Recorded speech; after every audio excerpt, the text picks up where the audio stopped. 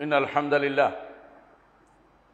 الحمد لله نحمده ونستعينه ونستغفره ونعوذ بالله من شرور أنفسنا ومن سيئات أعمالنا من يهده الله فلا مضل له ومن يضلل فلا هادي له وأشهد أن لا إله إلا الله وحده لا شريك له وأشهد أن محمدا عبده ورسوله يا أيها الناس اتقوا ربكم الذي خلقكم من نفس واحدة وخلق منها زوجها وبث منهما رجالا كثيرا ونساء واتقوا الله الذي تساءلون به والأرحام إن الله كان عليكم رقيبا يا أيها الذين آمنوا اتقوا الله حق تقاته ولا تموتن إلا وأنتم مسلمون يا أيها الذين آمنوا اتقوا الله وقولوا قولا سديدا يصلح لكم أعمالكم ويغفر لكم ذنوبكم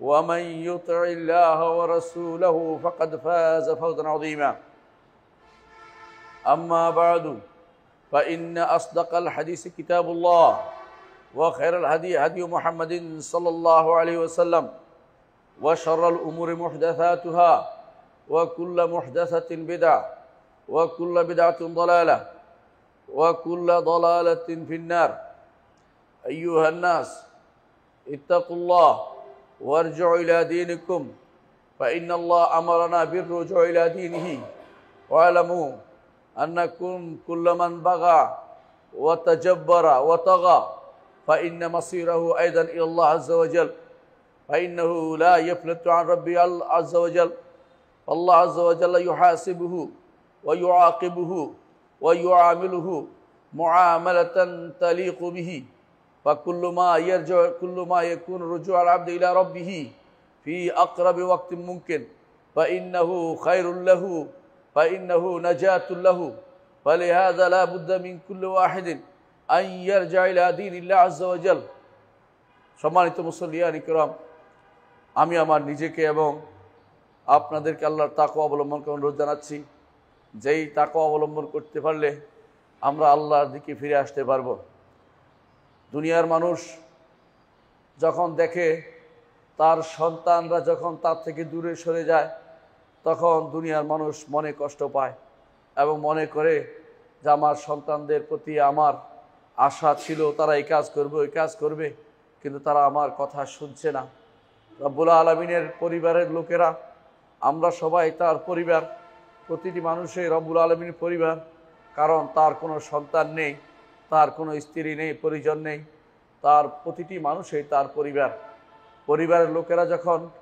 আল্লাহর অবাধ্য হয় রব্বুল আলামিন তাতে অত্যন্ত নাখুশ হন আবার যখন ফিরে আসে আল্লাহ তাআলা অত্যন্ত খুশি হন মুহাম্মদুর রাসূলুল্লাহ সাল্লাল্লাহু আলাইহি ওয়াসাল্লাম আমাদেরকে এমনি একটা ঘটনা জানিয়েছেন তিনি বলেছেন আল্লাহ তাআলা অবশ্যই বান্দার তওবাতে তেমনি খুশি হন যেভাবে কোনো ব্যক্তি তার বাহনের মধ্যে খাবার ও পানি নিয়ে কোথাও ঘুমিয়ে পড়েছিল ঘুম থেকে উঠে দেখে খাবার নাই পানীয় নাই উট নাই বাহন নাই সব চলে গেছে তখন সে মনে করলো আর মৃত্যু ছাড়া কোনো উপায় নেই তখন সে সেখানে ঘুমিয়ে পড়ল আবার ঘুম থেকে উঠে দেখলো যে তার খাবার পানীয় সহ উট ফিরে এসেছে তেমনিভাবে এই লোকটি তো খুশি হয়ে যে লোক এরকম অবস্থা দেখে খুশি হয়ে কি বলে ফেললো যে আল্লাহ তুমি আমার বান্দা আমি তোমার রব অর্থাৎ আখতা মিন শিদ্দাতিল ফারাহ অতিরিক্ত খুশিতে সে ভুল করে বসলো রব্বুল আলামিন ভুল করেন না তবে তিনি এর চেয়েও বেশি খুশি হন বান্দা যখন তার দিকে ফিরে আসে বান্দা ফিরে আসার জন্যই তিনি তওবা রেখেছেন তওবা শব্দের অর্থই ফিরে আসা তওবা শব্দের অর্থই ফিরে আসা যখনই দূরে সরে যাবেন আল্লাহর বিধান থেকে দূরে সরে যাবেন আল্লাহর দ্বীন থেকে দূরে সরে যাবেন তাওহীদ থেকে দূরে সরে যাবেন আখিরাতকে স্মরণ করা থেকে দূরে সরে যাবেন যত তাড়াতাড়ি সম্ভব আবার ফিরে আসবেন রব্বুল আলামিন আপনার উপর অত্যন্ত খুশি হবেন যেভাবে একজন মানুষ বিপদগ্রস্ত মানুষ তার বিপদ দূর হলে খুশি হয়ে যায় রব্বুল আলামিন তার চেয়েও বেশি আপনার উপর খুশি হয়ে যাবেন এই জন্য ঈমানদার প্রতিটা কাজে প্রতিটা মুহূর্তে চিন্তা করবে কিভাবে আমি আমার রবের দিকে ফিরে আসতে পারি কিভাবে আমি আমার রবের দিকে ফিরে আসতে পারি যে সূরাটি প্রথম নাজিল হয়েছিল সেটা ছিল সূরাতুল আলাক। সূরাতুল আলাকের মধ্যে আল্লাহ তাআলা বলছেন, ওয়া আন্না ইলা রাব্বিকার রুজা, তোমার রবের দিকেই প্রত্যাবর্তন। এই কথা যত মানুষ যত তাড়াতাড়ি স্মরণ করবে তত তাড়াতাড়ি তার জন্য সেটা কল্যাণকর হবে। এই জন্য বিষয়টি নিয়ে আমরা গত পর্বে আলোচনা করছিলাম। আজকে আমরা কিছু জিনিস আলোচনা করব বিষয়টি নিয়ে, যে আল্লাহ তাআলা কোথায় কোথায় আমাদেরকে স্মরণ করে দিতে চাচ্ছেন যে আমরা কিন্তু তার কাছে ফিরে আসব। যেখানে আল্লাহ তাআলা আমাদেরকে আল্লাহর রুবুবিয়ত মেনে চলতে বলেছেন, উলুহিয়ত মেনে চলতে বলেছেন, একমাত্র তাঁর ইবাদত করার কথা বলেছেন। অন্য কারো ইবাদত করার অর্থই হচ্ছে আল্লাহর কাছ থেকে দূরে সরে যাওয়া। কারণ অন্য কারো ইবাদত করা হচ্ছে আল্লাহর ইবাদত থেকে দূরে সরে যাওয়া।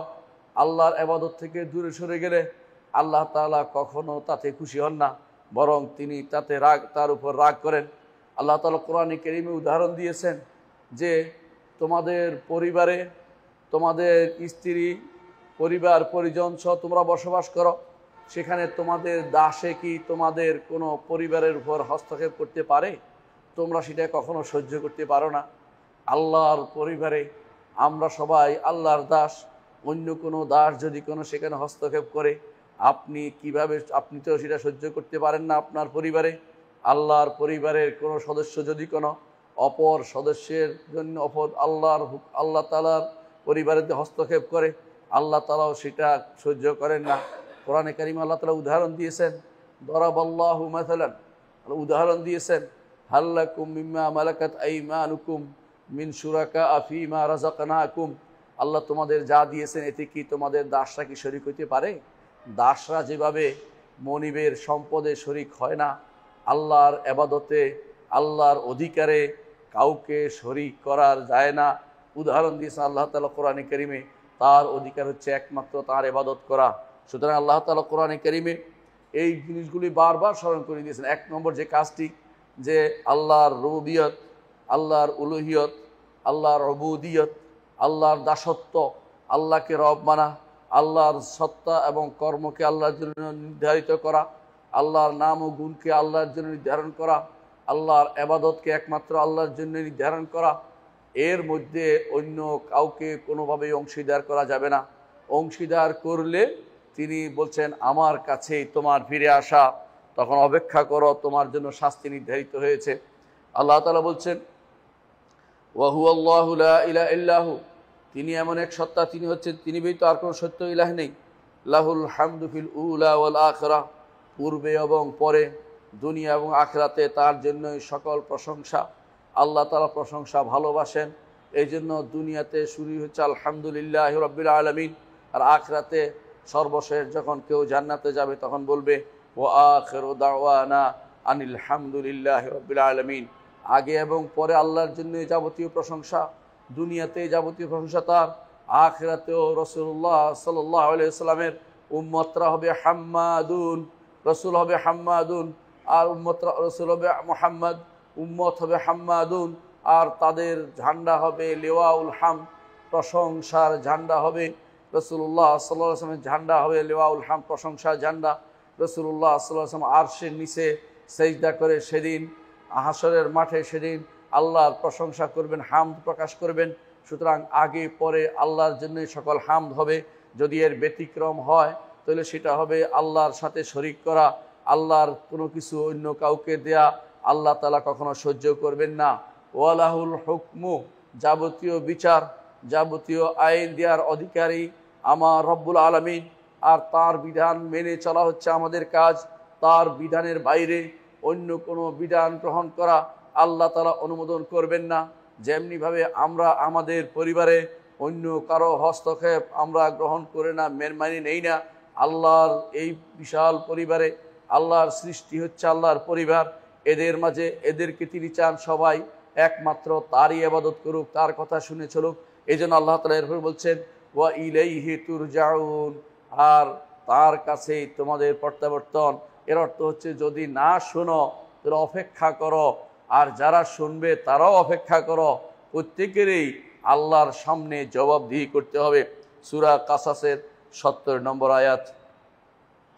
কোরআনে কারীমে আল্লাহ তাআলা সূরা কাসাসের 88 নম্বর আয়াতে একই কথা বলছেন, ওয়ালা তাদউ মা আল্লাহ ইলাহান আখার, আর তোমরা আল্লাহর সাথে অন্য কোনো মাবুদের ইবাদত করো না, আল্লাহর সাথে অন্য কারো পূজা করো না, আল্লাহর সাথে আর কারো উপাসনা করো না।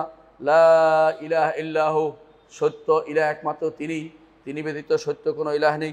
কুল্লু শাইইন হালিকুন ইল্লা ওয়াজহা, সব কিছু ধ্বংস হবে, একমাত্র যা আল্লাহর জন্য করা হবে সেটাই শুধু অবশিষ্ট থাকবে।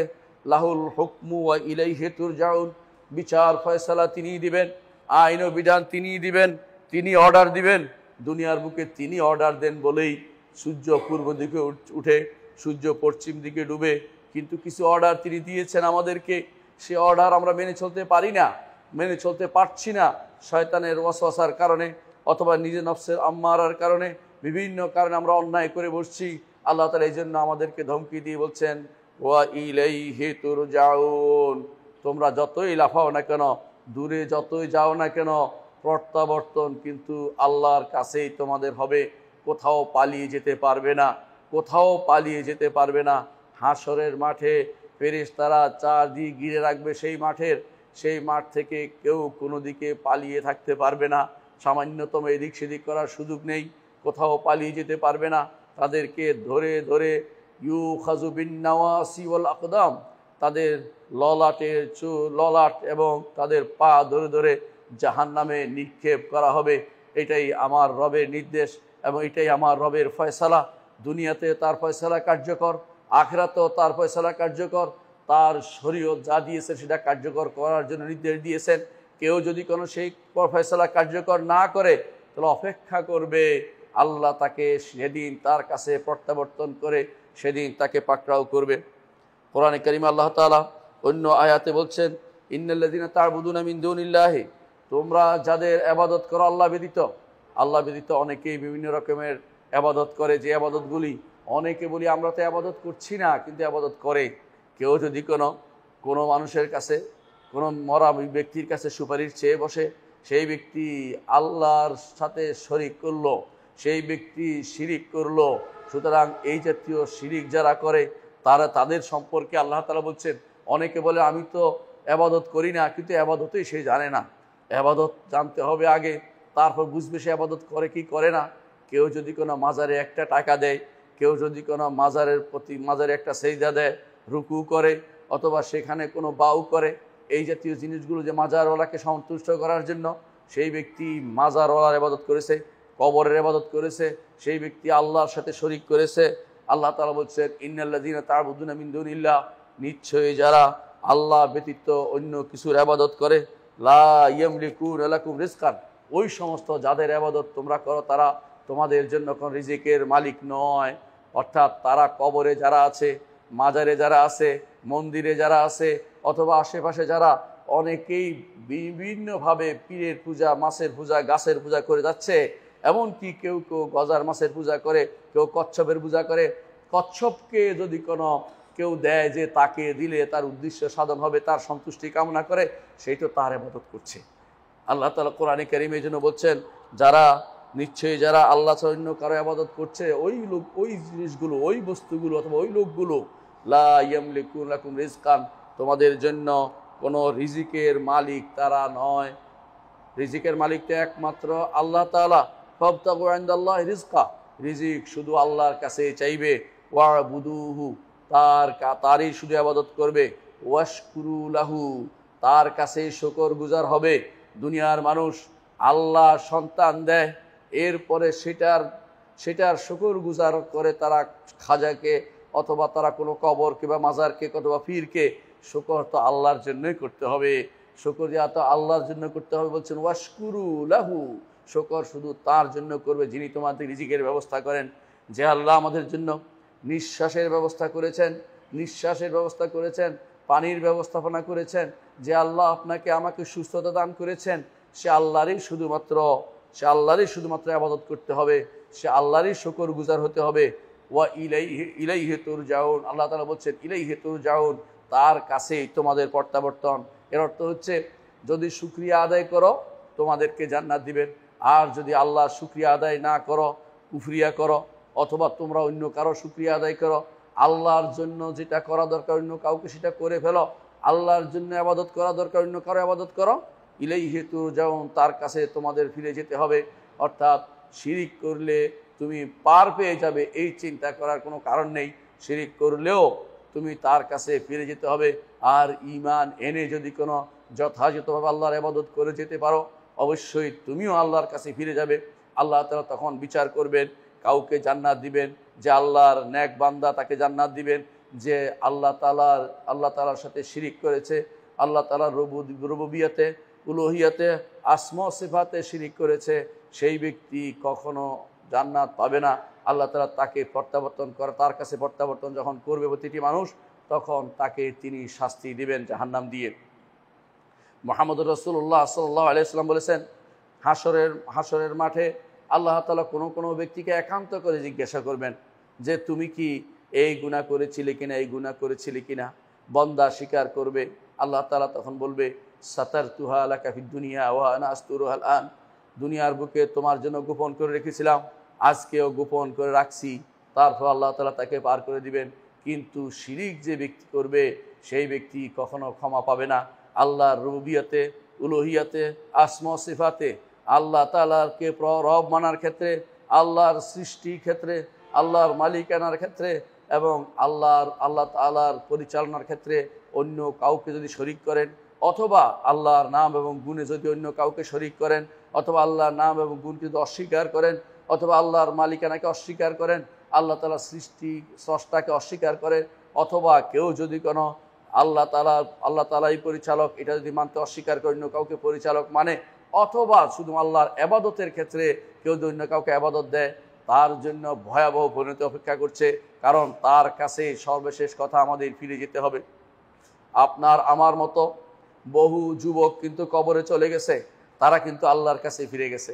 শুরু হয়ে গেছে আখিরাতের জীবনে চিৎকার করলেও কেউ শুনতে পাবে না, কেউ আসতে পারবে না, কেউ আপনার থেকে বাঁচাতে পারবে না, আপনাকে বাঁচাতে পারবে না। দুনিয়ার জীবনে আপনি অনেক দূর লাফাতে পারেন, পালাতে পারেন, দুনিয়ার বুকে আল্লাহর বিধানের বিরুদ্ধে কাজ করতে পারেন, দুনিয়ার বুকে তথাকথিত কিছু আল্লাহ বিরোধীদের নিয়ে আল্লাহর বিরুদ্ধে আপনি বড় ধরনের আল্লাহর বিরুদ্ধে নেমে যেতে পারেন। কিন্তু মৃত্যুর পরপরই আপনাকে আল্লাহর সামনে নিতে হবে, তখন আপনার প্রতিটি কর্মের জন্য জবাবদিহি করতে হবে। এই জন্য আল্লাহর দিকে প্রত্যাবর্তন কথাটি চিন্তা করবেন সার্বক্ষণিকভাবে। আল্লাহ তাআলা সূরা আনকাবুতের 17 নম্বর আয়াতে এই বিষয়টি আমাদেরকে জানিয়েছেন। আরেকটি আয়াতে আল্লাহ তাআলা বলছেন, ওয়া হুয়াল্লাযী ফিস সামাই ইলাহুন ওয়া ফিল আরদি ইলাহ, তিনি এমন এক সত্তা যিনি আসমানেও তিনি উপাস্য, জমিনেও তিনি উপাস্য। আসমানে যারা আছে তারা আল্লাহর ইবাদত করে, জমিনে যারা আছে তারা আল্লাহর ইবাদত করে। মানুষ ব্যতীত, জিন ব্যতীত প্রতিটি সৃষ্টি আল্লাহর ইবাদত করে। মানুষের মধ্যে বেশিরভাগ আল্লাহর ইবাদত করে, অথবা মানুষের মধ্যে তাদের আল্লাহর ইবাদত করার প্রবণতা বেশি। জিনদের মধ্যে আল্লাহর ইবাদত করার লোক সংখ্যা কম, তাদের সংখ্যা কম, কিন্তু তারাও তাদের মধ্যে আল্লাহর ইবাদতকারী রয়েছে। এর বাইরে অন্য প্রতিটি সৃষ্টি আল্লাহর ইবাদতে লিপ্ত। আল্লাহ তাআলা বলছেন, ওয়া ইম মিন শাইইন ইল্লা ইউসাব্বিহু বিহামদিহি, প্রতিটি প্রাণ, প্রতিটি বস্তুই আল্লাহর তাসবিহ পাঠ করে। আল্লাহ তাআলা এমনকি ওয়ান নাজমু ওয়াশ শাজারু ইয়াসজুদান, গাছপাতা তরুলতাও আল্লাহর জন্য সিজদা করে, তার ইবাদত করে। কিন্তু মানুষ আল্লাহর ইবাদত করে না। মানুষের অনেকে আল্লাহর ইবাদত করে না, অথবা আল্লাহর ইবাদতে অন্যকে শরিক করে, অথবা আল্লাহর ইবাদত থেকে অহংকার করে দূরে সরে থাকে। যত কিছু করুক না কেন সেই ব্যক্তি কিন্তু পার পেতে পারবে না। আল্লাহ তাআলা যেন বলছেন, ওয়া হুয়াল্লাযী ফিস সামাই ইলাহুন, আকাশে যারা আছে তারা আল্লাহর ইবাদত করে। এতে কোনো সন্দেহ নেই, প্রতিটি আকাশে যারা আছে ফেরেশতারা, আকাশের এমন কোনো জায়গা নেই যেখানে কোনো ফেরেশতা ইবাদত করছে না, রুকু করা অবস্থায় আছে না, অথবা কোনো অবস্থায় সিজদারত আছে না, অথবা কোনো ফেরেশতা সেখানে দাঁড়িয়ে আল্লাহর ইবাদতে লিপ্ত নেই। এই আকাশের প্রতি অংশে যদি এত বিশাল আকাশ, যে আকাশ কোনোদিন কত বড় আমরা কেউ বলতে পারবো না, এই বিশাল আকাশে এত ফেরেশতা আল্লাহ রাব্বুল আলামিন আল্লাহর ইবাদত করে যাচ্ছে। এরা আল্লাহ রাব্বুল আলামিনের এই সৃষ্টিগুলো আল্লাহর ইবাদত করে যাচ্ছে। জমিনের বুকে আল্লাহর ইবাদত কেউ করছে, কেউ করছে না। কিন্তু আল্লাহ তাআলা বলছেন, ওয়া হুয়াল হাকিমুল আলিম, তিনি হাকিম, তিনি হিকমতওয়ালা, তিনি হাকিম, তিনি মহাবিচারক, তিনি মহাবিচারক, আলিম তিনি এবং সব কিছু জানেন। আকাশে কে ইবাদত করছে, জমিনে কে আল্লাহর ইবাদত করছে, এই বিষয়কে আল্লাহ তাআলা জানেন। ওয়া তাবারাকাল্লাযী লাহু মুলকুস সামাওয়াতি ওয়াল আরদ, বরকতময় সেই সত্তা যার জন্য আসমান এবং জমিনের সার্বভৌমত্ব, আল্লাহর জন্যই সব কিছুর সার্বভৌমত্ব। সভরেন্টি শুধুমাত্র আল্লাহর, দুনিয়ার কোনো মানুষের কোনো সার্বভৌমত্ব নেই। মালিকানা শুধু আল্লাহর। তিনি ব্যতীত কেউ মালিক দাবি করলে জগতের অথবা জনগণ যদি জনগণকে মালিক মনে করা হয়, তখন বুঝতে হবে সেই ব্যক্তির ঈমান নষ্ট হয়ে গেছে। কারণ আল্লাহ তাআলা বলছেন তার জন্য আসমান এবং জমিনের সব কিছুর মালিকানা তার জন্য নির্ধারণ করতে হবে। ওয়ামা বাইনাহুমা, আসমান এবং জমিনের মাঝে যা কিছু আছে, আজ বৈজ্ঞানিকরা যা যা আবিষ্কার করছে, এসবই আসমান এবং জমিনের মাঝখানে অবস্থিত। এগুলি সবই হচ্ছে মালিকানা হচ্ছে আমার রব্বুল আলামিনের। তিনি কতই না বরকতময়, তিনি কতই না কল্যাণ দিয়ে আমাদেরকে তিনি লালন পালন করে যাচ্ছেন। ওয়া ইনদাহু ইলমুস সাআ, কিয়ামত কখন হবে এটা একমাত্র আমার রব্বুল আলামিন জানে। ওয়া ইলাইহি তুরজাউন, তার কাছেই তোমাদের প্রত্যাবর্তন করতে হবে। সূরা যুখরুফের 84 এবং 85 নম্বর আয়াতে আল্লাহ তাআলা আমাদেরকে তার কাছে প্রত্যাবর্তনের কথা বলেছেন। কেন? যারা আল্লাহর ইবাদত করে তাদেরকে তিনি পুরস্কৃত করবেন। আল্লাহর যারা ইবাদত করে না, আল্লাহর সাথে শরীক করে, অথবা যারা আল্লাহর রুবুবিয়তে শরীক করে বা আসমা সিফাতে শরীক করে, তাদেরকে তিনি যথাযথ তাদের শাস্তির ব্যবস্থা করবেন। এ হচ্ছে একটি বিষয়, যে বিষয় আল্লাহ তার কাছে প্রত্যাবর্তনের পর আমাদেরকে ভয় দেখিয়েছেন। দ্বিতীয় আরেকটি বিষয় হচ্ছে মৃত্যুর কথা স্মরণ করিয়ে দিন তিনি বারবার আমাদেরকে কোরআনে কারিমে, যে তোমরা আল্লাহর কাছে ফিরে যেতে হবে। মৃত্যুর কথা তিনি বারবার আমাদেরকে স্মরণ করিয়ে দিচ্ছেন যে তোমাদের মরতে হবে। মরলে কই যাবে? মরলে কোথাও দূরে যাওয়ার সুযোগ নেই, মরেই আমার কাছে, মরা মাত্রই আমার কাছে। আমার ফেরেশতারা শুরু করবে প্রশ্ন করা। প্রশ্নের পর থেকে শাস্তি অথবা শান্তি তোমাদের জন্য অপেক্ষা করছে। আর যদি তোমাদের এই শাস্তি এবং শান্তি যদি ঈমান থাকার পর হয়তো এক সময় শাস্তি শেষ হবে, শান্তি তো থেকে যাবে। কিন্তু যদি কাফের হয়, শিরিক মুশরিক হয়, যদি মুনাফেক হয়, তাহলে তার শাস্তি কখনো শেষ হবে না। এবং সে কবর থেকে শুরু করে আবাদাল আবাদ, অর্থাৎ জীবনের যে অন্তহীন জীবনের সব সময় তার শাস্তি হতেই থাকবে। এই জন্য আল্লাহ তাআলা বারবার আমাদেরকে স্মরণ করে দিচ্ছেন, দুনিয়ার বুকে তুমি যতই লম্পজম্প দাও না কেন, মৃত্যু হলেই আমার কাছে তোমাকে আসতে হবে। তুমি মনে করো না মৃত্যুই জীবনের শেষ, তা কিন্তু নয়। মৃত্যু হচ্ছে বড় বড় এমন এক জীবনের শুরু, যে জীবনের কোনো শেষ নেই। অনন্ত জীবনের শুরু হচ্ছে মৃত্যু। এই মৃত্যুর পরের জীবনের জন্য এখনই তোমাদেরকে প্রস্তুতি নিতে হবে। মৃত্যুর পরে আল্লাহর কাছে ফিরে যেতে হবে। হিসাব এবং প্রতিদান তিনি গ্রহণ করবেন। ভালো যে করবে ভালো তিনি দিবেন, খারাপ যে করবে খারাপের শাস্তি তিনি বিধান করবেন। সুতরাং মৃত্যুর কথা স্মরণ করে বারবার তিনি বলছেন, মৃত্যুর কথা স্মরণ করিয়ে দিয়ে আল্লাহ তাআলা বারবার বলছেন যে মৃত্যু হলেই আমার কাছে আসতে হবে তোমাদের। মৃত্যু কোনো লেখা থাকে না কখন হবে, মৃত্যু কখনো লেখা থাকে না। মৃত্যু এমন এক জিনিস যেটা মানুষ চিন্তা করে একটি, কিন্তু হয় আর একটি। অনেকে চিন্তা করে আমার কবর যেন এখানে হয়, দেখবেন যে হয়তো এর থেকে যোজন দূরত্বে তার কবর হয়েছে। অনেকে চিন্তা করে মৃত্যুর সময় এই করবে ওই করবে, ওসিয়ত করবে। দেখা যায় মৃত্যু যখন এসে গেছে তার আশেপাশেও কেউ নেই, হঠাৎ করে মৃত্যু তার এসে যাবে। সুতরাং মৃত্যুর আগেই আল্লাহর কাছে প্রত্যাবর্তনের জন্য, আল্লাহর কাছে ফিরে যাওয়ার জন্য, আল্লাহর কাছে পালিয়ে আসার জন্য আল্লাহ তাআলা বারবার কোরআনে কারিমে আমাদেরকে নির্দেশনা দিয়েছেন। তিনি বলছেন কুল্লু নাফসিন যায়িকাতুল মাউত, প্রতিটি নফসই মৃত্যুর স্বাদ গ্রহণ করবে। মৃত্যুর স্বাদ গ্রহণ করতে প্রতিটি নফসকেই, প্রতিটি আত্মাকেই, প্রতিটি জীবনকেই মৃত্যুর স্বাদ গ্রহণ করতে হবে। ওয়ানাবিলুকুম বিশ-শাররি ওয়াল খাইরি ফিতনাতান, তোমাদেরকে পরীক্ষামূলক ভালো এবং মন্দ দুটোই আমরা দেই। অর্থাৎ তিনি ভালো দিয়ে পরীক্ষা করেন, আবার তিনি অকল্যাণ খারাপ দিয়েও পরীক্ষা করেন, যাতে ঈমানের উপর টিকে থাকতে পারি কিনা। সাহাবায়ে কেরাম বলতেন ভালো খারাপের সময় আমরা যতটুকু ঈমানের উপর টিকেছিলাম, ভালোর সময় ঈমানের উপর টিকে থাকা আমাদের জন্য কঠিন। এর অর্থ সাহাবায়ে কেরাম যদিও আল্লাহ তাআলা ঈমানের উপর তাদেরকে রেখেছেন, কিন্তু এটা হচ্ছে কঠিন জায়গা। মানুষ সাধারণত যখন তার খারাপ অবস্থা আসে তখন সে আল্লাহর দিকে প্রত্যাবর্তন করে কান্নাকাটি করে। যখন ভালো অবস্থা আসে তখন ভুলে যায়, তখন বলে অমুক হুজুরের কারণে পেয়েছি, অমুকের কারণে লাভ করেছি, অমুকের কারণে বেঁচে গেছি। কিন্তু আসলে আল্লাহ তাআলাই তাকে বাঁচিয়েছেন। আল্লাহ তাআলা এই জন্য বারবার কোরআনে কারীম আমাদের স্মরণ করে দিচ্ছেন যে মৃত্যুর পরপরই আমার কাছে তোমাদের প্রত্যাবর্তন। তিনি বলছেন ওয়া ইলাইনা তুরজাউন, আমার কাছে তোমাদেরকে ফিরে আসতে হবে। সূরা আম্বিয়ার 35 নম্বর আয়াতে আল্লাহ তাআলা বলেছেন। অন্য আয়াতে আল্লাহ তাআলা বলছেন সূরা আনকাবুতের 57 নম্বর আয়াতে বলছেন কুল্লু নাফসিন যায়িকাতুল মউত, প্রতিটি আত্মাকে মৃত্যুর স্বাদ গ্রহণ করতে হবে। তুম্মা ইলাইনা তুরজাউন, তারপর আমার কাছে তোমাদের প্রত্যাবর্তন।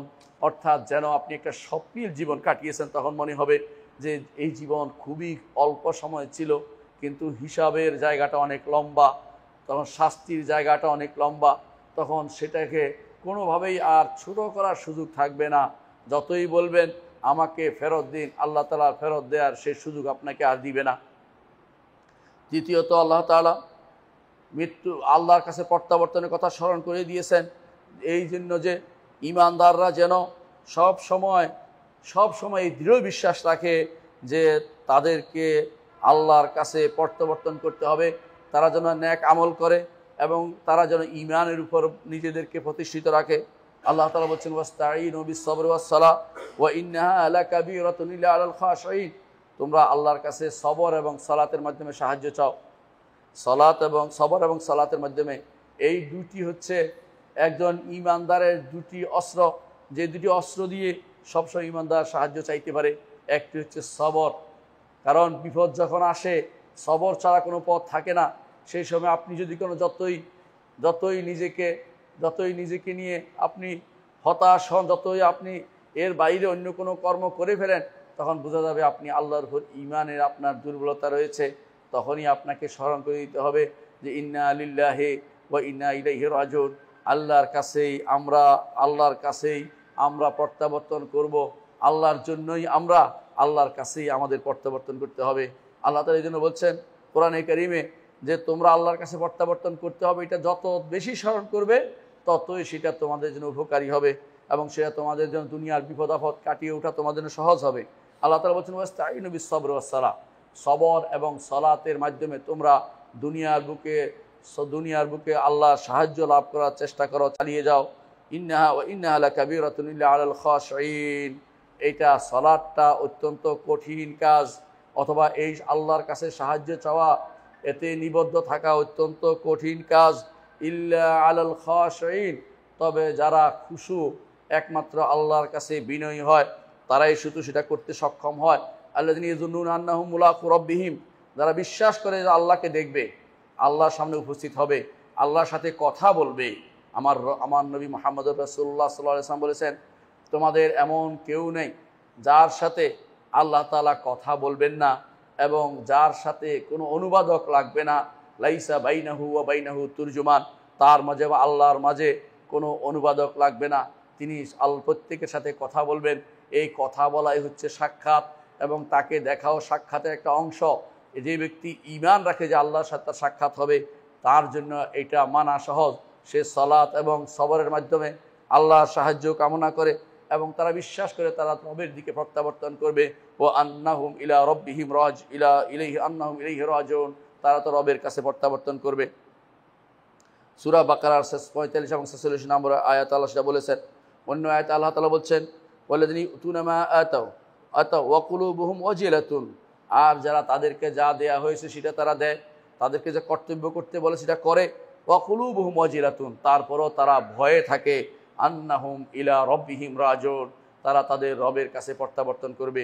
সুতরাং যারাই আল্লাহর কাছে ঈমানদারদেরকে স্মরণ করে দিচ্ছেন আল্লাহ তাআলা বারবার যে তোমরা তো আল্লাহর উপর ঈমান রাখো, তোমরা তো আল্লাহর কাছে প্রত্যাবর্তন করবে, এটা তোমাদের দৃঢ় বিশ্বাস আছে, তাহলে তোমাদের জন্য কাজ হবে সবর এবং সালাতের মাধ্যমে দুনিয়ার বুকে জীবনটা অতিবাহিত করা। কোনোভাবেই সেখানে কোনো রকমের তোমরা যেন হতাশ না হয়ে পড়ো, আল্লাহ বিরোধী কোনো কাজে তোমরা জড়িত না হয়ে পড়ো।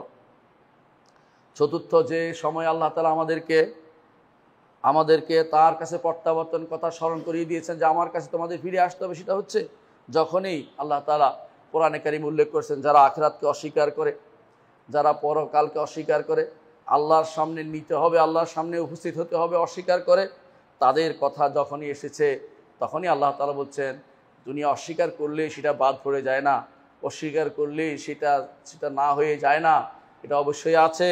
তোমরা অবশ্যই এটা মনে করতে হবে যে দুনিয়া আল্লাহ তাআলা এমনি সৃষ্টি করেননি, তোমাদেরকে এমনি পাঠাননি।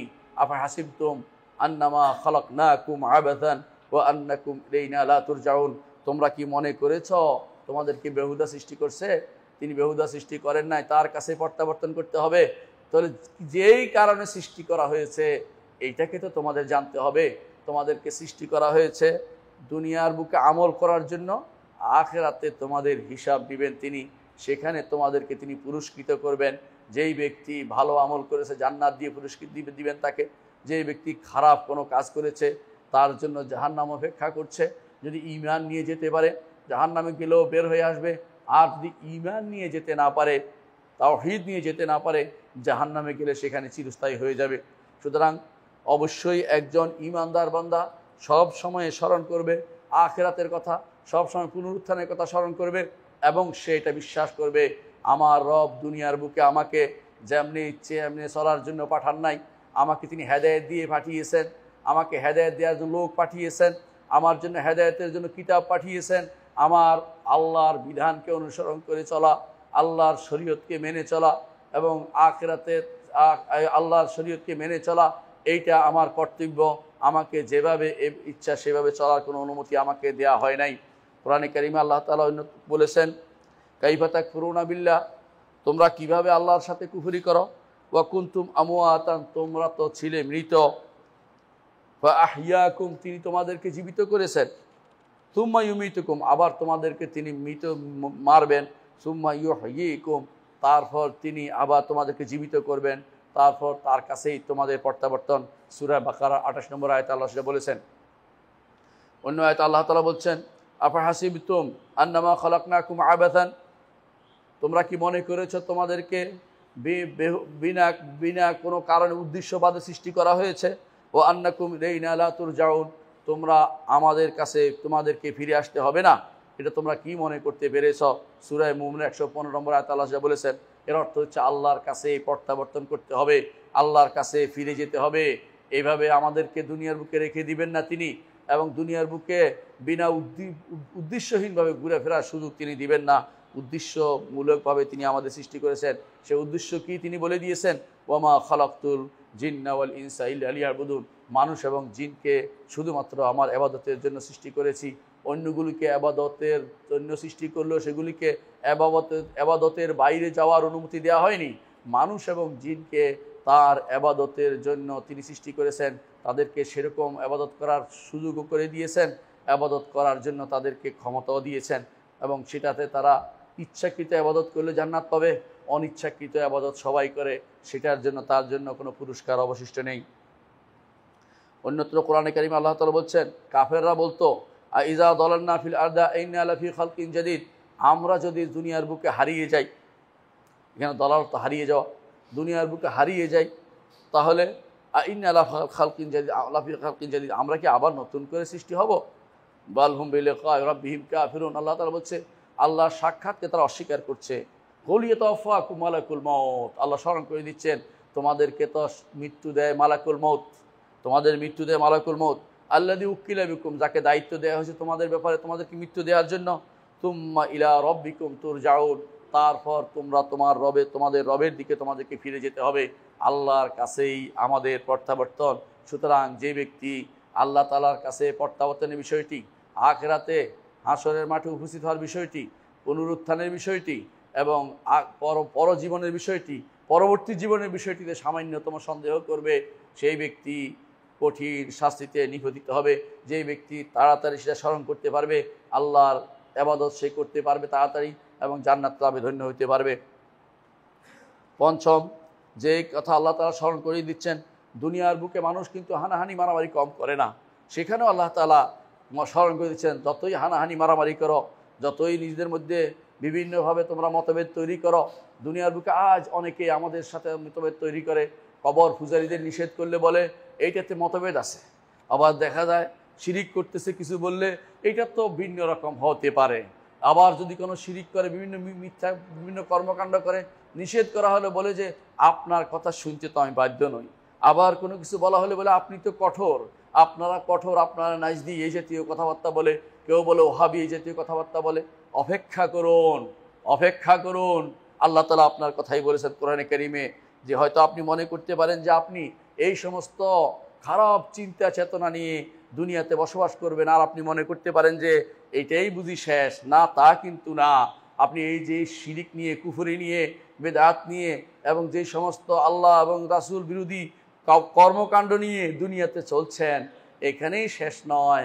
তার কাছে গেলে, তার কাছে আপনাকে যেতেই হবে। সেখানে আল্লাহ তাআলা আপনার হিসাব কড়ায় গণ্ডায় তিনি আপনার হিসাবটা নেবেন। আল্লাহ তাআলা বলছেন, ওয়ালাউ শা আল্লাহু লাজআলাকুম উম্মাতান ওয়াহিদা, তিনি চাইলে সবাই ঈমানদার বানিয়ে দিতে পারেন, কিন্তু কেন তিনি দেন না? ওয়ালাকিন লিয়াবলুয়াকুম ফীমা আতাকুম, তোমাদেরকে যা দিয়েছেন এর মাধ্যমে তোমাদের পরীক্ষা করতে চান। বিবেক দিয়েছেন, বিবেক কোথায় খাটাচ্ছেন? সম্পদ দিয়েছেন, সম্পদ দিয়ে কী করছেন? সন্তান দিয়েছেন, সন্তানকে দিন পড়াচ্ছেন কিনা? আপনাকে দুনিয়াতে এমন কিছু আপনি যা চাননি তাও আল্লাহ তাআলা দিয়েছেন।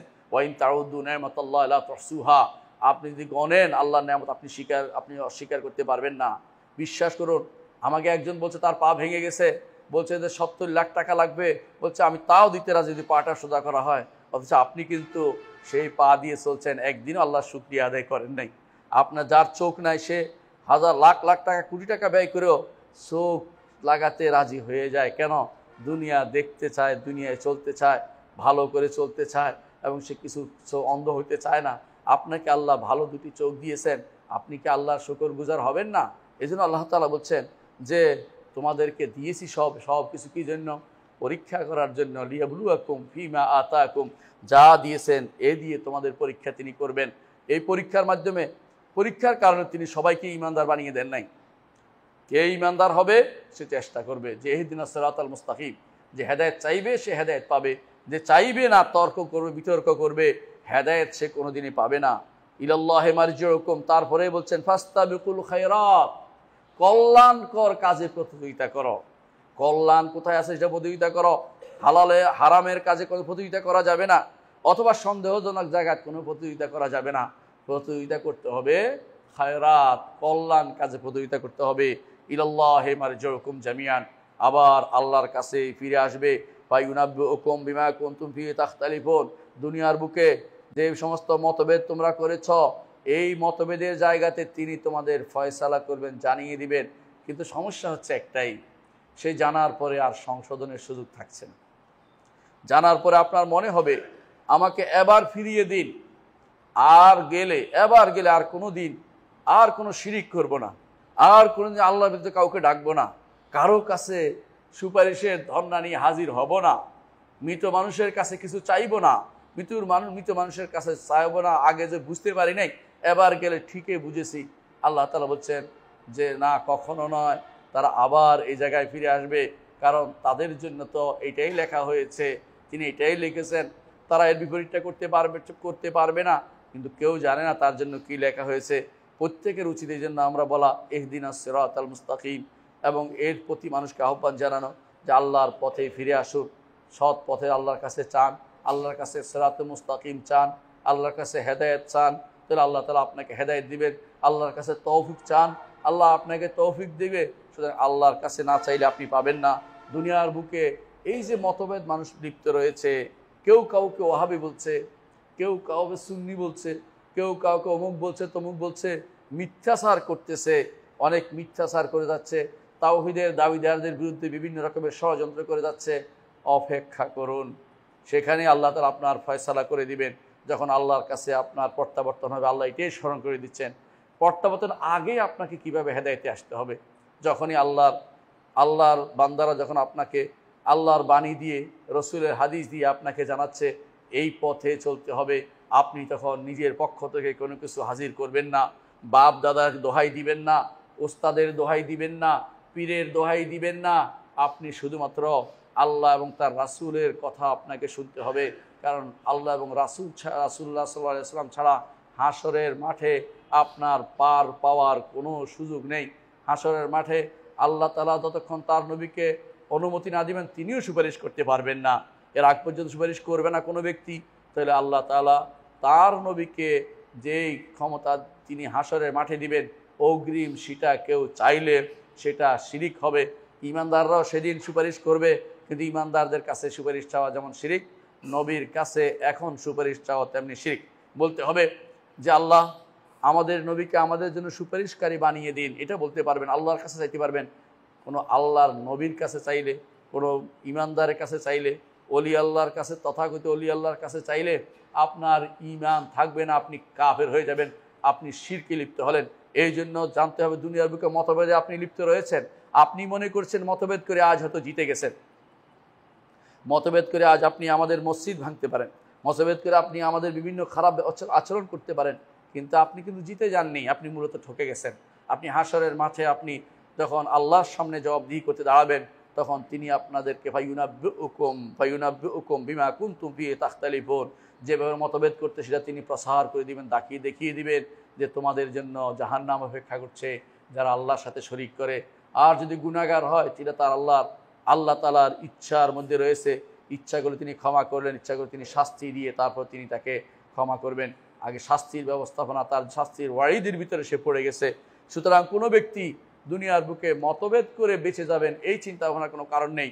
মতভেদ যেখানে আপনি আকীদা ও ঈমানের জায়গাতে মতভেদ তৈরি করছেন, আপনাকে শুদ্ধটা খুঁজে নিতেই হবে, কারণ আপনাকে বিবেক দেওয়া হয়েছে, আপনাকে শরীয়ত দেওয়া হয়েছে। গাছকে দেওয়া হয় নাই, মাছকে দেওয়া হয় নাই, আসমান জমিন পাহাড় পর্বতকে দেওয়া হয় নাই। আল্লাহ তাআলা বলছেন ইন্না আরাদনাল আমানাতা আলাস সামাওয়াতি ওয়াল আরদি ওয়াল জিবালি ফাআবাইনা আন ইয়াহমিলনাহা ওয়া আশফাকনা মিনহা ওয়া হামালাহাল ইনসান ইন্নাহু কানা যালুমান জাহুলা। আসমান জমিন পাহাড় পর্বতের উপর আল্লাহ দিয়েছেন যে তোমরা কি আমার আমানত নিবে। সে আমানত হচ্ছে আল্লাহর বিধান মেনে চলা, আল্লাহর উপর ঈমান আনা, শরীয়তের বিধান শরীয়ত মেনে চলা, বিবেক দিয়ে সেটাকে বাস্তবায়ন করা। এই সব কিছুকে কেউ নিতে রাজি হয় নাই, কারণ জাহান্নামকে সবাই ভয় করেছে। হামালাহাল ইনসান, মানুষ বিবেক দিয়ে মনে করে সব কিছু জয় করতে পারবে, এই জন্য সে এটাকে গ্রহণ করেছে। আল্লাহ তাআলা বলছেন ইন্নাহু কানা যালুমান জাহুলা, জালেম মূর্খ, এই জন্য সেটা নিয়েছে, সে পারছে না, জুলুম করছে, শিরিক করে যাচ্ছে। এই জন্য মতভেদ হলেই মাপ পেয়ে যাবেন তা নয়। আশেপাশে যে সমস্ত শিরিক হয়, বাংলাদেশের চেয়ে বেশি শিরিক কোথাও হয় বলে আমি জানি না। বাংলাদেশের যত রাস্তা আছে, আশেপাশের কবরগুলি দেখেন, আশেপাশে যত মানুষের বক্তব্যগুলি শোনেন, যত মানুষের আচার আচরণ দেখেন, যত মানুষের ওয়াজ শোনেন, দেখবেন শিরকে ভরা, বেদাত আর বেদাতে ভরা। আলেমের লেবাস নিয়ে বেদাত করছে, যুবকরা তাদের পিছনে ধ্বংস হচ্ছে, অথচ তারা শিরক করে বেড়াচ্ছে, শিরকে দিয়ে আহ্বান করছে। আপনি মনে করছেন বেঁচে যাবেন, তা কিন্তু নয়। আল্লাহ যেটা বলছেন ইলাইনা মারজিউকুম, আমার কাছেই তোমাদের প্রত্যাবর্তন। ফায়ুনাব্বিউকুম বিমা কুনতুম ফিহি ইলাল্লাহি মারজিউকুম জামিআন, তোমাদের সবাই প্রত্যাবর্তন আমার দিকে। যে আল্লাহকে মানছে তারও প্রত্যাবর্তন আল্লাহর দিকে, যে আল্লাহকে মানেনি শিরিক করেছে তারও আল্লাহর কাছে ফিরে যেতে হবে। ফায়ুনাব্বিউকুম বিমা কুনতুম ফিহি তাখতালিফুন, যে এভাবে তোমরা মতভেদ করছো এভাবে তোমাদেরকে আল্লাহ জানিয়ে দিবেন, ভালো কার কোথায় জায়গা তিনি দেখিয়ে দিবেন। কোরআন কারীমে সূরা আনআমের 164 নম্বর আয়াতে আল্লাহ তাআলা বলছেন ওয়ালা তাকসিবু কুল্লু নাফসিন ইল্লা আলাইহা, প্রতিটি মানুষ যা অর্জন করে সেটা তার বিপক্ষে যাবে। কি অর্জন করছেন এটা অন্য কারো, এই বোঝা অন্য কেউ বহন করবে না। ওয়ালা তাযরু ওয়াজিরাতু উযরা উখরা, একজন আরেকজনের বোঝা বহন করবে না। সুম্মা ইলা রাব্বিকুম মারজিউকুম, তারপর তোমাদের রবের কাছে তোমাদের প্রত্যাবর্তন। ফায়ুনাব্বিউকুম বিমা কুনতুম ফিহি তাখতালিফুন, যে ব্যাপারে তোমরা মতভেদ করতে, এই ব্যাপারে তিনি তোমাদেরকে জানিয়ে দিবেন যে তুমি এই মতভেদ করেছ, তোমার মতভেদের শাস্তি এটার কারণে। এই মতভেদ অর্থ তুমি পার পেয়ে যাবে তা নয়। সব জায়গায় মতভেদ চলে না, সব জায়গায় মতভেদ চলে না। আকীদাতে কোনো মতভেদ নেই। কিছু মানুষ আছে আকীদাতে 3 মাযহাব, আকীদাতে 3 মাযহাব, ওরা পথভ্রষ্ট। আকীদা 3টা মত হইতে পারে না, কারণ আকীদা হচ্ছে খবর, আকীদা হচ্ছে সংবাদ। সংবাদ 3টা শুদ্ধ কোনোদিনই হয় না, এবং সেখানে অনুমোদিতও না। একজন মানুষ কখনো বলতে পারে না আল্লাহ 3 রকম, বলতে পারে না। আল্লাহ অবশ্যই তিনি যেরকম আমাদেরকে জানিয়েছেন কোরআন এবং সুন্নাহ, সেরকমই তিনি, এর বাইরে ভিন্ন কোনো নীতি এসে আল্লাহর জন্য অন্যকে সাব্যস্ত করা ঈমানদার করতে পারে না। সুতরাং আপনি যদি মনে করেন যে মতভেদ হইলেই বেঁচে গেলেন, তা কিন্তু না। মতভেদ হলে আপনাকে হকের জায়গা খুঁজতে হবে, এটা হচ্ছে ঈমানদারের দায়িত্ব। হ্যাঁ, ফিকহি মাসালাতে কখনো কখনো আল্লাহ তাআলা 2-3টা মতই অনুমোদন করেছেন, যেমন বিতিরের মাসালাতে, ইকামতের মাসালাতে।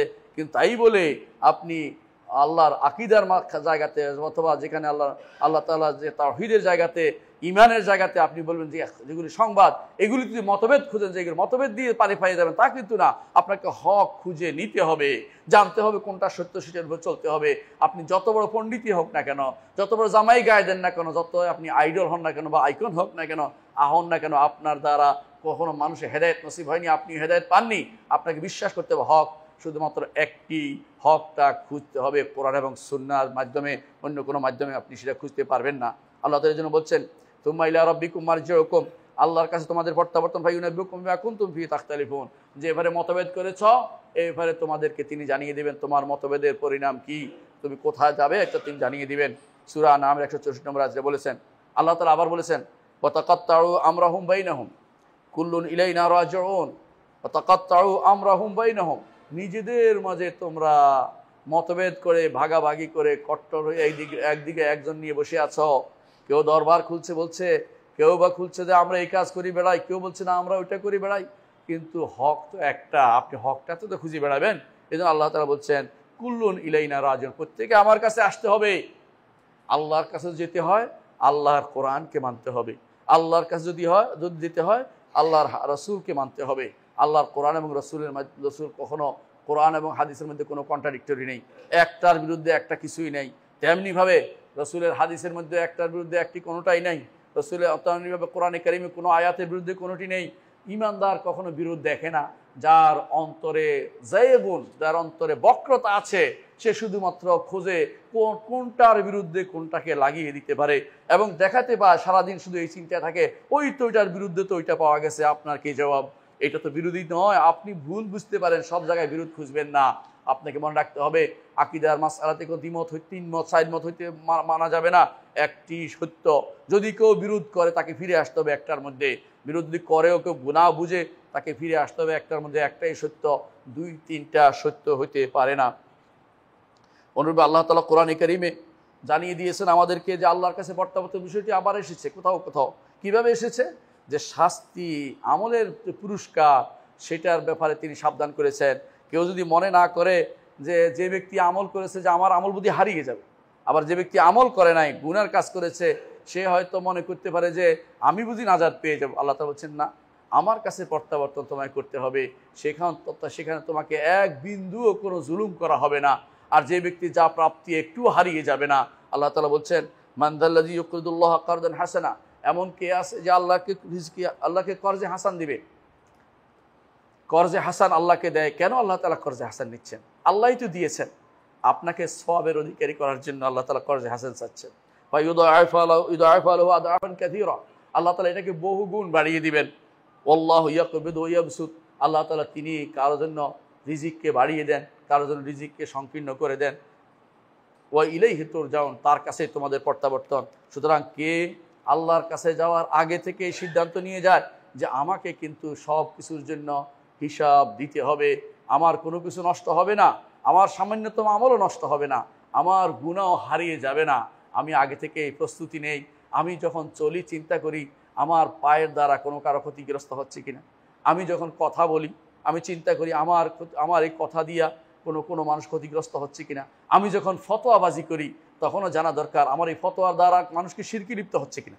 যে ব্যক্তি বলবে যে সুপারিশ মৃত ব্যক্তির কাছে চাওয়াটা জায়েজ, সে তো মানুষকে শিরকের দিকে আহ্বান জানালো। শিরকের দিকে আহ্বান কেন জানাচ্ছে? এই কাজটি তো মুহাম্মদুর রাসূলুল্লাহ সাল্লাল্লাহু আলাইহি ওয়াসাল্লাম করেননি। অনেকে আছে দলিল হিসেবে নিয়ে আসবে কি, যে মৃত্যু রাসূলুল্লাহ সাল্লাল্লাহু আলাইহি ওয়াসাল্লাম দুনিয়া থেকে চলে যাওয়ার পরে এক লোক এসে কান্নাকাটি করে ঘুমায় গেছে রসুলের কবরের সামনে, তারপর ঘুম থেকে তাকে স্বপ্নে দেখানো হয়েছে যে তারে ক্ষমা করে দেওয়া হয়েছে।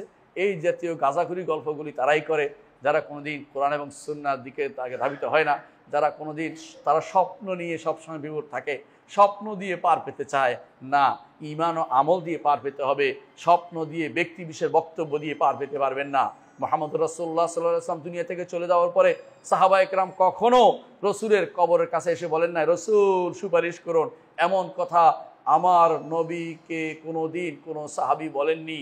এই কথা যে ব্যক্তি বলবে সেই ব্যক্তি ঈমান হারা হয়ে যাবে, কারণ সুপারিশের মালিক হচ্ছে আল্লাহ তাআলা। আল্লাহ তাআলা বলছেন বাল কুল লিল্লাহি শাফাআতু জামিআ, হে নবী আপনি বলে দিন শাফাআতের মালিক হচ্ছেন আল্লাহ তাআলা, তিনি যাকে অনুমতি দিবেন সে শুধু সুপারিশ করবে, এর আগে কেউ সুপারিশ করার কোনো ক্ষমতা রাখে না।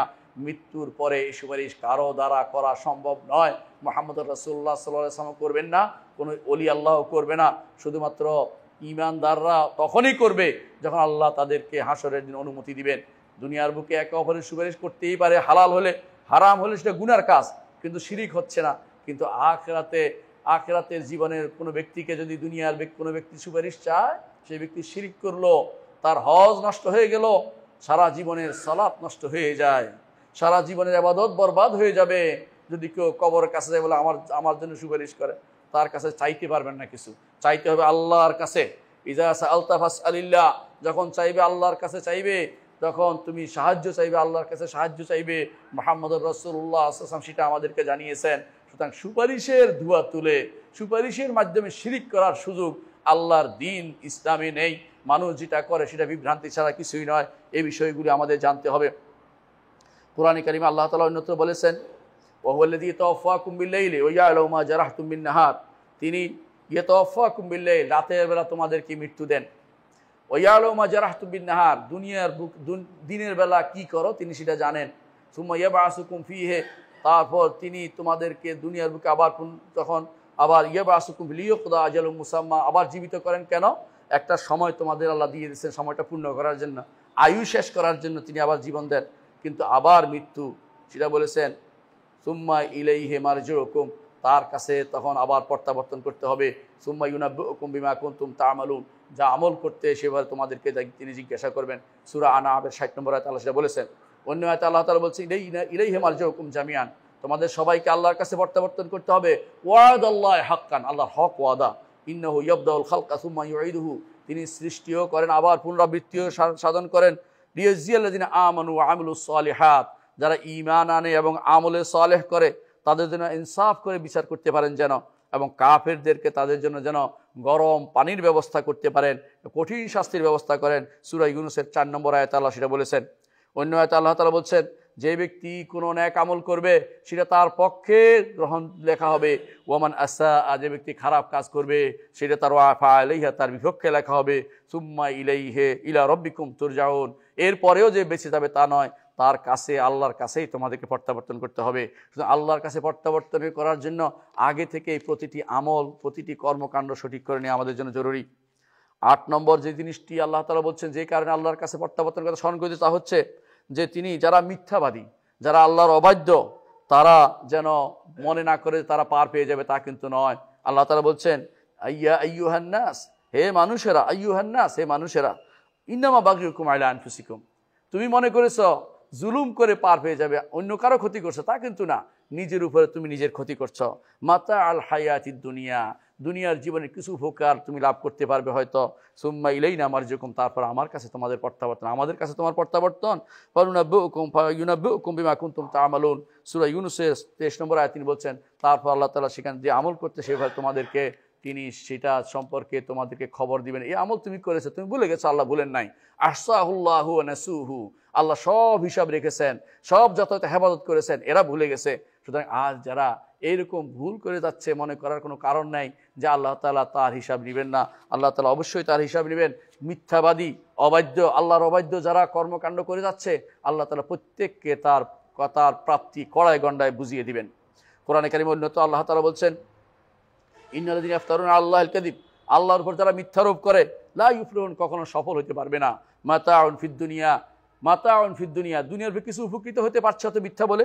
সুম্মা ইলাইনা মারজিউহুম, আমাদের কাছে তাদের প্রত্যাবর্তন। সুম্মা নুযীকুহুম আযাবাশ শাদীদ বিমা কানু ইয়াকফুরুন, কুফরির কারণে তিনি তাদের কঠোর শাস্তি তিনি দিবেন। আরও বলছেন সূরা ইউনূসের 65 নম্বর আয়াতে বলেছেন, 70 নম্বর আয়াতে বলেছেন, আরও বলছেন সূরা জুমার 7 নম্বর আয়াতে বলছেন, ইন তাকফুরু ফা ইন্নাল্লাহা গানিয়্যুন আনকুম, যদি তোমরা কুফরি করো আল্লাহ তোমাদের থেকে অমুখাপেক্ষী। আল্লাহর কি কোনো কিছু লাভ আছে নাকি আমরা ঈমান আনলে? আল্লাহর কোনো লাভ নাই, ঈমান আনলে আমাদের লাভ, কুফরি করলে আমাদেরই ক্ষতি, আল্লাহর কোনো ক্ষতি হচ্ছে এটা বলার কোনো কারণ নেই।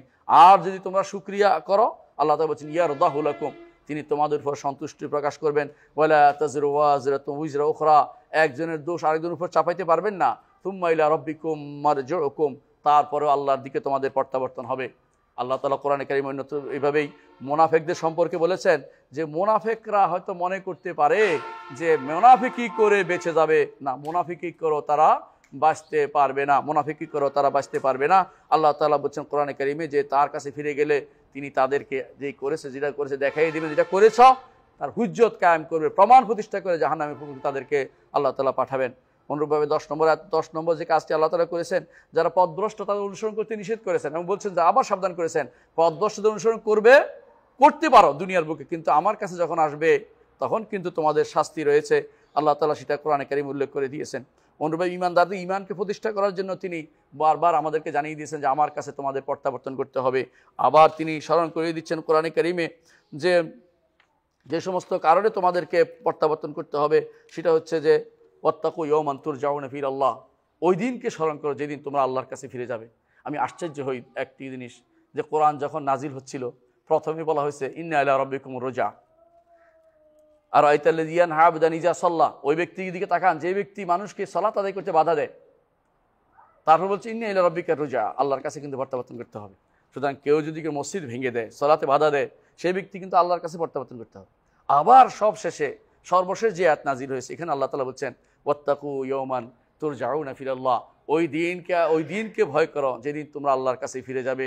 সুম্মা তুওয়াফা কুল্লু নাফসিন মা কাসাবাত ওয়া হুম লা ইউযলামুন, তার প্রতিটি মানুষকে যা সে অর্জন করেছে যথাযথভাবে সেটাকে আল্লাহ তাআলা পূর্ণতা দানিয়ে দিবেন যে কি করেছে।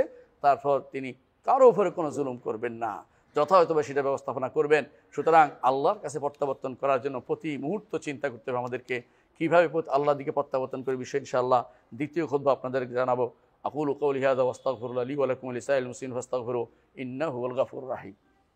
ইন্নাল হামদালিল্লাহ নাহমাদুহু ওয়া নাস্তাঈনুহু ওয়া নাস্তাগফিরুহু ওয়া নাউযু বিল্লাহি মিন শুরুরি আনফুসিনা ওয়া মিন সাইয়্যাতি আমালিনা মান ইয়াহদিহিল্লাহু ফালা মুদিল্লা লাহু ওয়া মান ইউদ্লিল ফালা হাদিয়া লাহু ওয়া আশহাদু আল লা ইলাহা ইল্লাল্লাহু ওয়াহদাহু লা শারীকা লাহু ওয়া আশহাদু আন্না মুহাম্মাদান আবদুহু ওয়া রাসূলুহু। সম্মানিত মুসলিম কিরাম, বলছিলাম আল্লাহর দিকে প্রত্যাবর্তন করতে হবে। আল্লাহর দিকে প্রত্যাবর্তন করতে হবে কিভাবে? সর্বদা আল্লাহর কথা স্মরণ করবেন। আল্লাহর কথা স্মরণ, এটা অর্থ এই নয় যে শুধু জিকির করবেন আল্লাহ আল্লাহ আল্লাহ, এটা উদ্দেশ্য না। উদ্দেশ্য হচ্ছে প্রতি কাজে, প্রতি কর্মে, প্রতিটি কাজ আল্লাহর কথা স্মরণ করবেন, আমার এই কাজটা আল্লাহর সন্তুষ্টি হচ্ছে কিনা। এটা এক নম্বর জিনিস। সার্বক্ষণিক একজন মানুষ আল্লাহর জিকিরকারী হতে পারে। সকালে উঠে যখন আজকারগুলি পড়বেন, সালাতের পর আজকারগুলি পড়বেন, প্রতিটি কাজের সময় আপনি কাজ, খাওয়ার সময় বিসমিল্লাহ, এটা একটা জিকির। কাপড় পরার সময় জিকির আছে, কাপড় খোলার সময় আছে, দোয়া, নতুন কাপড় পরার সময় আছে, মসজিদে ঢুকার সময় আছে, ঘরে ঢুকার সময় আছে। এইভাবে একজন মানুষ যখন আল্লাহর কথা সবসময় স্মরণ করবে, সে ব্যক্তি আল্লাহর দিকেই প্রত্যাবর্তন করেছে।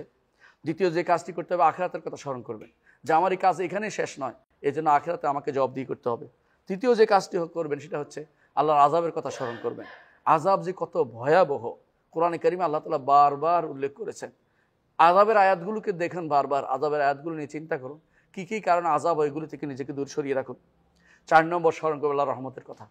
আল্লাহ তাআলা রহমত দিবেন, আপনাকে রহমত দিয়ে পার করে দিবেন, আপনাকে বাঁচাবেন। আল্লাহর রহমত কোথায় আছে সেটা একটু খুঁজে বের করে সেগুলিকে আমলে নেবেন। সেগুলিকে আমলে নিতে পারেন, অবশ্যই আপনি আল্লাহকে স্মরণ করেছেন, আল্লাহর দিকে ফিরে আসছেন। আল্লাহর দিকে ফিরে আসা ঈমানদারের কাজ। 5ম যে কাজটি করতে হবে, আল্লাহর শরীয়তকে মানতে হবে, আল্লাহর শরীয়তকে জানতে হবে, আল্লাহর শরীয়তকে জানতে হবে, আল্লাহর শরীয়তকে মানতে হবে, আল্লাহর শরীয়তকে প্রতিপালন করতে হবে। আল্লাহ তার নবীকে শরীয়তের উপরে রেখেছেন।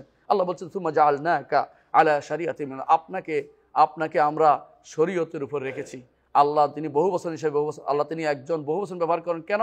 কারণ এটাকে বলা আল মুআযযিম লিনাফসি, রয়াল উই, অর্থাৎ তিনি একজন যদি কোনো, যেমন আমরা মাঝে মাঝে আমরা বলি, কেন বলি তা আপনাকে বোঝানোর জন্য। যিনি অ্যাড্রেস করেন তিনি বড় বললে, বোল্ডলি বললে সেটা শোনার জন্য আল্লাহ তাআলা বহু বচন ব্যবহার করেন। এটাকে এক বচন অনুবাদ করলে গুনাহ হবে, আল্লাহ বহু বচন ব্যবহার করেছেন।